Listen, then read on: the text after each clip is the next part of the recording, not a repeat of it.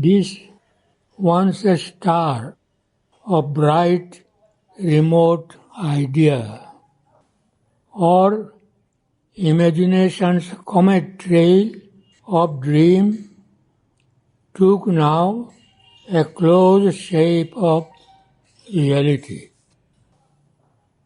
The gulf between dream truth, earth fact was crossed.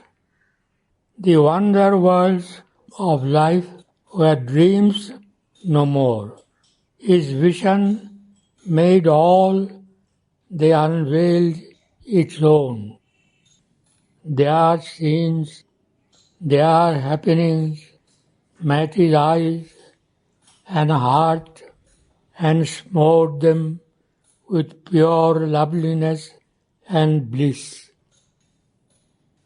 A breathless summit region drew his gaze, whose boundaries jutted into a sky of self and dipped towards a strange ethereal base. The quintessence glowed of life's supreme delight on a spiritual and mysterious peak. Only a miracle's high transfiguring line divided life from the formless, infinite, and sheltered time against eternity. Out of that formless stuff, time mints his shapes. The eternal's quiet holds the cosmic act. The protean images of the world force have drawn the strength to be, the will to last from a deep ocean of dynamic peace. Inverting the spirit's apex towards life. She spends the plastic liberties of the one to cast in acts the dreams of her caprice. His wisdom's call steadies her careless feet. He props her dance upon a rigid base. His timeless, still immutability must standardize her creation's miracle. Out of the void's unseeing energies, inventing the scene of a concrete universe, by his thought she has fixed its spaces. In its blind acts, she sees by flashes of his all-knowing light. At her will, the inscrutable supermind leans down to guide her force that feels but cannot know. Its breath of power controls our restless seas, and life obeys the governing idea. At her will, led by a luminous immanence, the hazardous, experimenting mind pushes its way through obscure possibles, mid-chance formations of an unknowing world. Our human ignorance moves towards the truth that nations may become omniscient. Transmuted instincts shape to divine thoughts. Thoughts house infallible, immortal sight, and nature climb towards God's identity. The master of the world's self-made slave is the executor of her fantasies, she has canalized the seas of omnipotence. She has limited by her laws the illimitable. The immortal bound himself to do her works.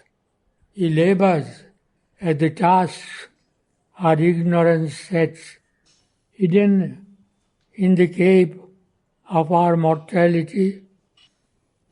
The worlds, the forms our goddess fancy makes have lost their origin on unseen heights.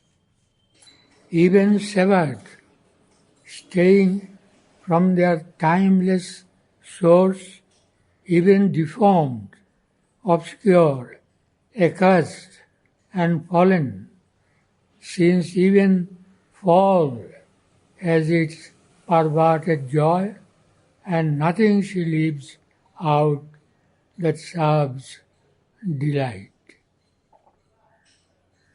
These two can to the peaks revert, or here cut out the sentence of the spirit's fall, recover their forfeited divinity. At once caught in an eternal vision's sweep, he saw her pride and splendor of high-born zones and her regions crouching in the nether deeps. Above was a monarchy of unfallen self. Beneath was the gloomy trance of the abyss, an opposite pole or dim antipodes. There were vast of the glory of life's absolutes. All laughed in a safe immortality and an eternal childhood of the soul. Before darkness came and pain and grief were born, where all could dare to be themselves and one, and wisdom played in sinless innocence with naked freedom in truth's happy sun. There were worlds of our laughter and dreadful irony. There were fields of a taste of toil and strife and tears. Her head lay on the breast of amorous death. Sleep imitated a while extinction's peace. The light of God she has parted from his dark to taste the savour of bare opposites. Here, mingling in man's heart, their tones and hues have woven his being's mutable design.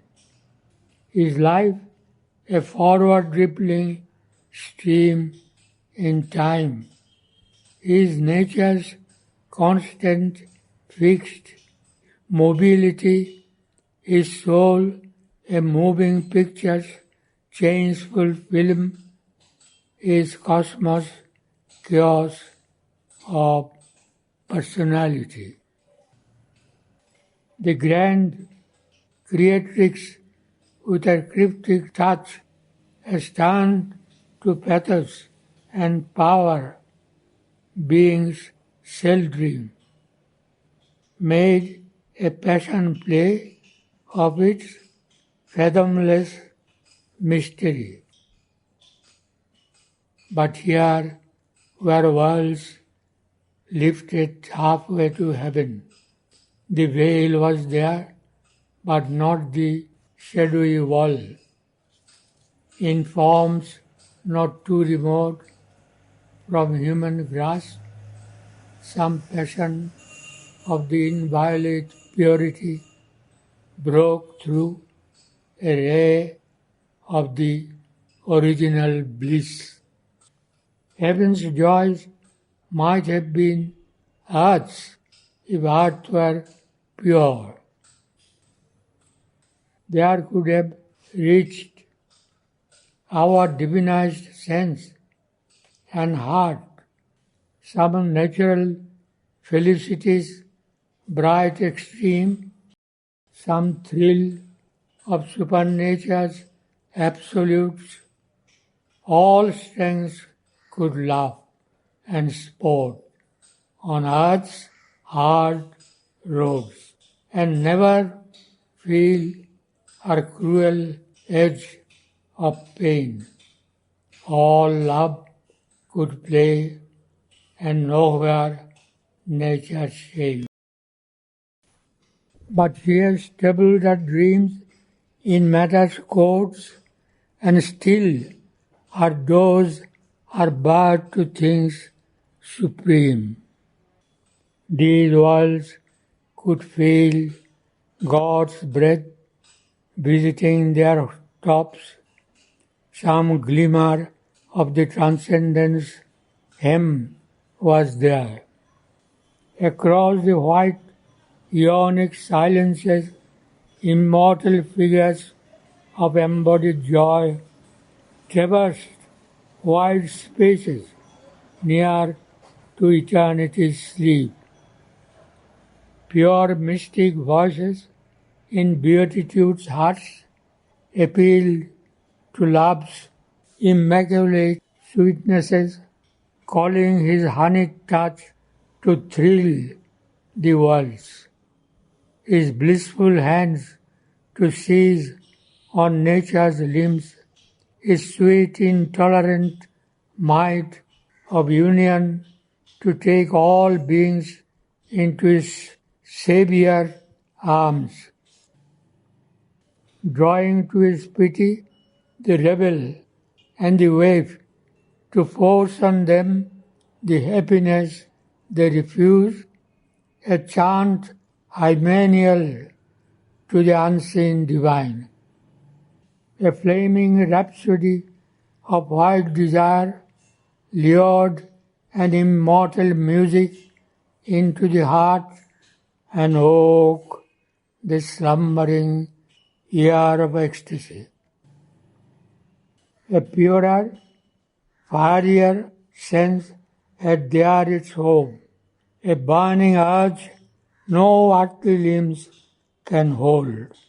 One drew a large, unburdened, spacious breath, and the heart sped from heat to rapturous heat. The voice of time sang of immortals' joy. An inspiration and a lyric cry, the moments came with ecstasy on their wings. Beauty unimaginable moved heaven bare, absolved from boundaries in the vast of dream. The cry of the birds of wonder called from the skies to the deathless people of the shores of light. Creation lived straight from the hands of God. Marvel and rapture wandered in the ways. Only to be was a supreme delight. Life was a happy laughter of the soul, and joy was king with love for minister. The Spirit's luminousness was bodied there. Life's contraries were lovers or natural friends, and our extremes keen edges of harmony.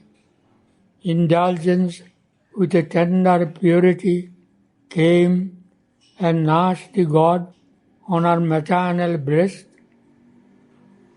There none was weak, so falsehood could not live.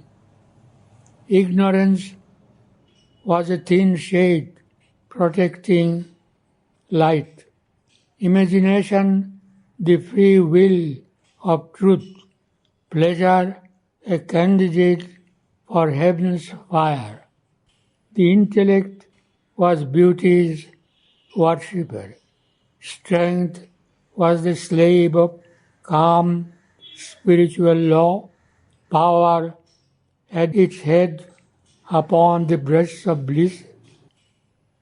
There were summit glories, inconceivable, autonomies of wisdom still self-rule, and high dependencies of our Virgin Son, illumined theocracies of the seeing soul, throned in the power of the transcendence ray. A vision of grandeur, a dream of magnitudes in sun-bright kingdoms moved with regal gait. Assemblies, crowded senates of the gods, life's puissances reigned on seats of marble will. High dominations and autocracies and laurel strengths and armed imperative mights, all objects there were great and beautiful. All beings wore a royal stamp of power.